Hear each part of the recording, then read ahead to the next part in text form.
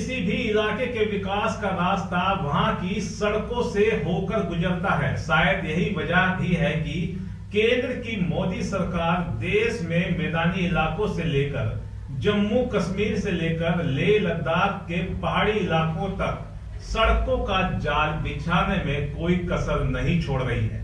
वहीं दूसरी ओर बुंदेलखंड के हमीरपुर के एक प्रोजेक्ट को पलीता लगाया जा रहा है।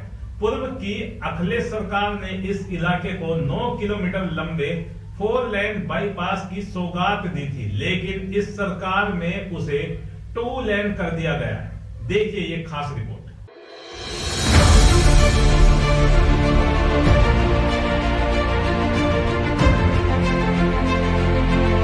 दशकों से विकास की राह देख रहे बुंदेलखंड के साथ हमेशा छल किया गया है। कभी अधिकारियों ने छला तो कभी नेता और सरकारों ने विकास का सपना दिखाकर सत्ता पर काबिज होने के बाद ऊपर बैठे आकाओं ने कभी लौट कर इस इलाके की तरफ नहीं देखा। बुंदेलखंड जिसका नाम आते ही यहाँ की बदहाली की तस्वीरें जहन में उतरने लगती हैं।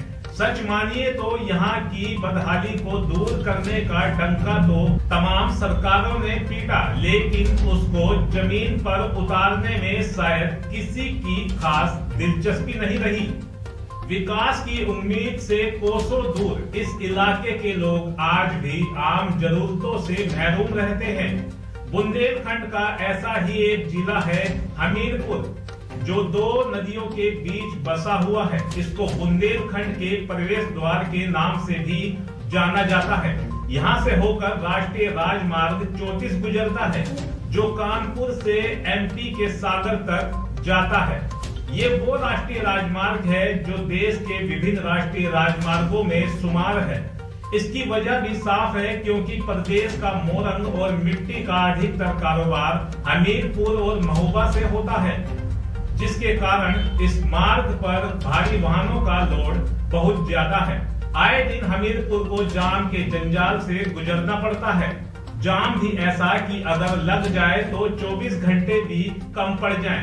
ऐसे में यहाँ के कुछ समाज सेवियों ने इस समस्या से निजात पाने के लिए पूर्व की अखिलेश सरकार से इलाके के लिए बाईपास की मांग की थी।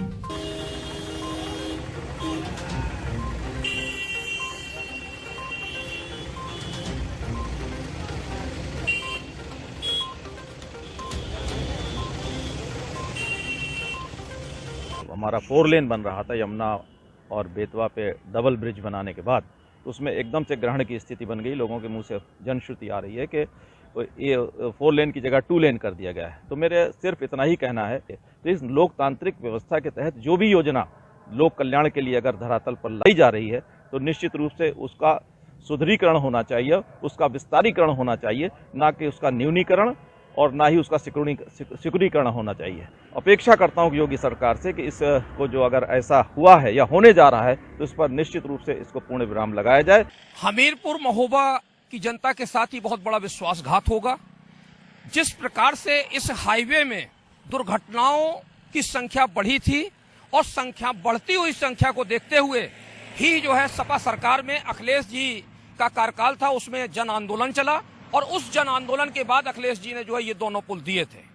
इन दोनों पुलों में निश्चित रूप से 4 लेन जो है बनना चाहिए, और 4 लेन अगर नहीं बनता है तो दुर्घटनाएं उसी प्रकार से बढ़ेंगी। लोड 2017 से बढ़ा है, जो ये महत्वपूर्ण है। 2020 में अगर पुल में जो है ये कहा जाता है कि इसको 4 लेन नहीं बनना चाहिए, तो ये जो है जनता के साथ विश्वासघात है, और इस प्रकार का निर्णय एक सरकार के जो है द्वारा अगर लिया जाता है तो वो जन विरोधी निर्णय है। लगातार उठ रही इस मांग को पूर्व मुख्यमंत्री अखिलेश यादव ने स्वीकार कर 9 किलोमीटर लंबे 4 लेन बाईपास का ऐलान कर दिया। अखिलेश यादव के द्वारा दी गई इस सौगात से इलाके के लोगों के चेहरे खिल गए थे। चेहरों पर खुशी भी लाजमी थी, क्योंकि हमीरपुर की बेतवा और यमुना नदियों पर बने पुलों की म्यादें पूरी हो चुकी हैं। यमुना पर बना पुल सपा सरकार के समय पर कई बार टूट चुका है, जिसके बाद महीनों के लिए हमीरपुर से कानपुर और राजधानी लखनऊ का रास्ता बंद कर दिया गया था। यही वजह रही जिसके कारण अखिलेश सरकार के इस ड्रीम प्रोजेक्ट ने 4 लेन बाईपास को सौगात के रूप में पास किया था। लेकिन अब अखिलेश के इस ड्रीम प्रोजेक्ट पर ग्रहण लग गया। वर्तमान की योगी सरकार में इस प्रोजेक्ट को 2 लेन में कन्वर्ट कर दिया गया है।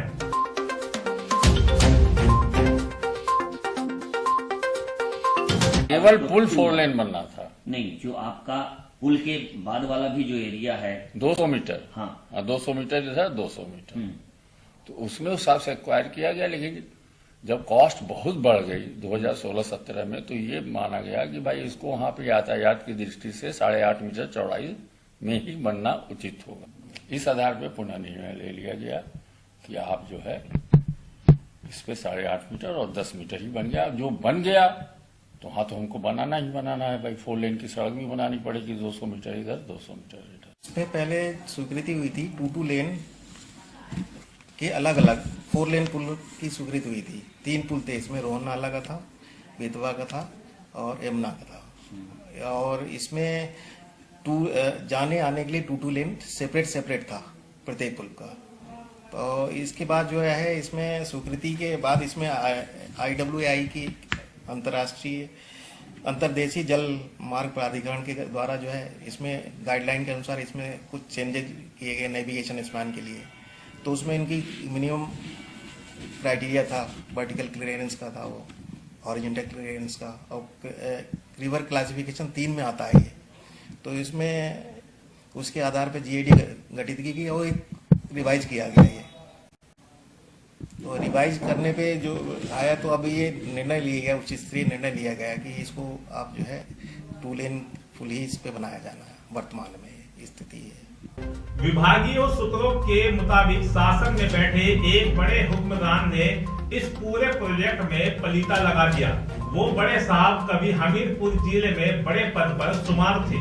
उन्होंने अपनी एक रिपोर्ट शासन को क्या सौंपी, सरकार ने भी साहब पर भरोसा जताते हुए इस पूरे प्रोजेक्ट की वाट ही लगा दी। उन बड़े साहब द्वारा सरकार को ये बताया गया कि इस क्षेत्र को 4 लेन की तो जरूरत ही नहीं है, यहाँ तो 2 लेन से ही काम चल जाएगा। अरे वाह साहब, जब अखिलेश सरकार ने 2016-17 में यानी 4 साल पहले इस प्रोजेक्ट का शासनादेश जारी किया था तब 4 लेन की जरूरत बताई गई थी। और अब 4 साल बाद 2 लेन की शासन में बैठे बड़े साहब कौन सी गणित पढ़कर बैठे हैं, ये किसी के गले नहीं उतर रहा है। अब सवाल ये उठता है कि या तो अखिलेश सरकार में 4 लेन पास करने वाले अधिकारी नॉन टेक्निकल थे या फिर इस सरकार में बैठे ऐसे बड़े अधिकारी ज्यादा काबिल हैं। बाईपास जो बन रहा है, कभी जब वो एग्जिस्टिंग में नहीं था तो एक कैलकुलेशन किया जाता है कि इधर से सड़क आएगी, ट्रकें उधर से ट्रकें आएंगी, इधर से गाड़ियां जाएंगी, तो इतना यातायात है। उसके एजम्पशन करने में वहाँ के अधिकारियों ने गलती की और पाया कि 10 मीटर सफिशियंट है।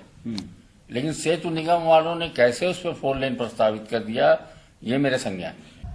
कहानी में ट्विस्ट आपको समझ में आ गया होगा, कैसे आम जनता की समस्याओं को नजरअंदाज कर किसी प्रोजेक्ट को चुटकियों में पलीता लगाया जाता है। इस प्रोजेक्ट के 2 लेन बनने से आम जनता की गाड़ी कमाई का करोड़ों रुपया कैसे बर्बाद होगा, जरा ये भी देखिए।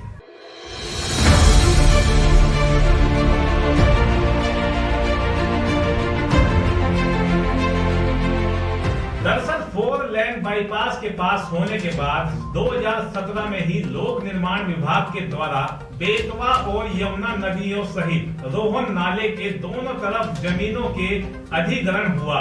4 लेन के हिसाब से 60% से ज्यादा जमीन अधिग्रहित कर ली गई। ये तस्वीरें बता रही हैं कि किस जमीन पर मिट्टी का काम भी 4 लेन के हिसाब से किया जा चुका है। लेकिन अब इन पुलों को 2 लेन किए जाने से जमीनों के अधिग्रहण पर खर्च किया गया करोड़ों रुपया बर्बाद हो जाएगा। अब जरा इन तस्वीरों को देखिए। उन पुलों की तस्वीरें हैं जिनके निर्माण का कार्य जनवरी 2020 से ही 4 लेन के हिसाब से शुरू हुआ था।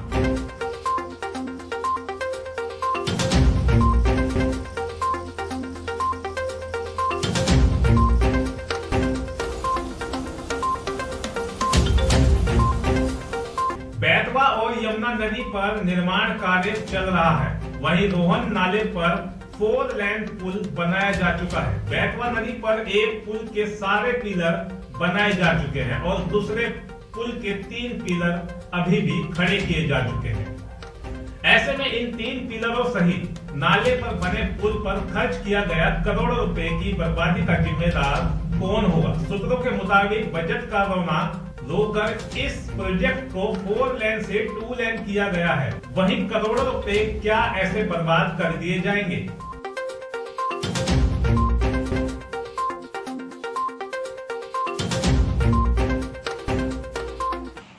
जिस प्रकार से जो है हमारे जो है चलते हुए विकास कार्य को जो है रोका गया है, निश्चित रूप से जो है सरकार एवं जनता के धन की जो है इससे हानि होगी और ये निर्णय गलत है, पूर्णतः गलत है।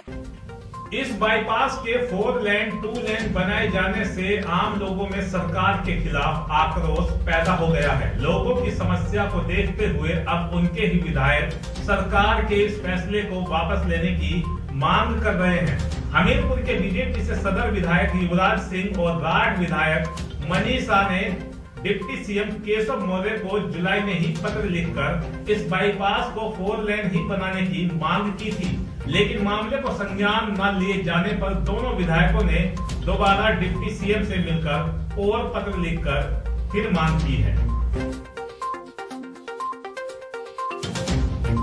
4 लेन ही बनना चाहिए और काम भी 4 लेन के लिए शुरू किया था। हमारी सरकार ने ही शुरू किया था। हमारी सरकार में ही पैसा है, हमारी सरकार में ही उसके सारे पिलर्स बने हैं।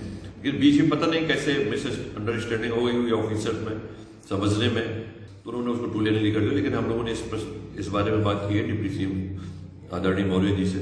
तो मौर्य जी ने हमको आश्वस्त किया कि नहीं, इसको मैं मीटिंग में रखूंगा, इसको फिर से इस पर विचार करेंगे हम लोग। और चूंकि उनके संज्ञान में शायद ये नहीं था कि जाम इतना ज्यादा लगता है यहाँ पे, जाम यहाँ पे काफी लगता है। और कोरोना काल में चूंकि ट्रैफिक कम था तो हो सकता है उसी समय की समीक्षा करके उन्होंने उसको 2 लेन में कन्वर्ट कर दिया। 4 लेन के अगर प्रस्ताव हो तो 4 लेन ही पास किया जाता है और उनसे कह देंगे फिर सर्वे करवा लें। हम लोग प्रयास करेंगे वो फिर से सर्वे करवा लें।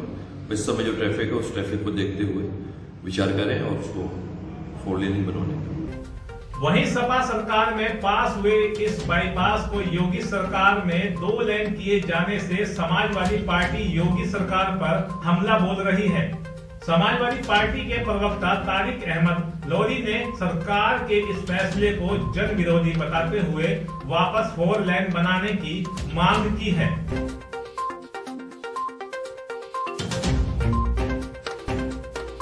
ये अपने अधिकारियों को ये निर्देशित करते हैं कि इनके काम के बरखिलाफ वहां पे 5000 वाहन गुजरने के 2 लेन सड़क से काम हो जाएगा? नहीं होगा।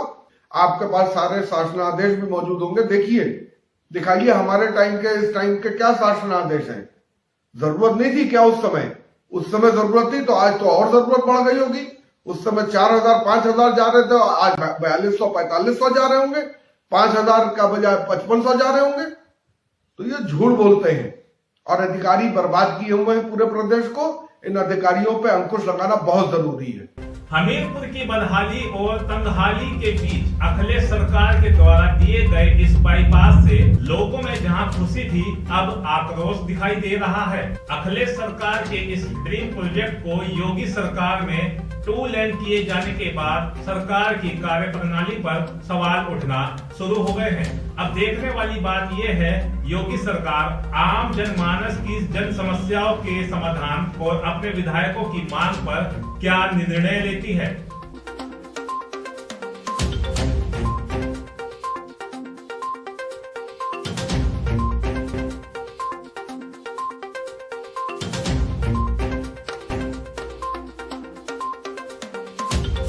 Veeru Gupta, HK news, Hamirpur.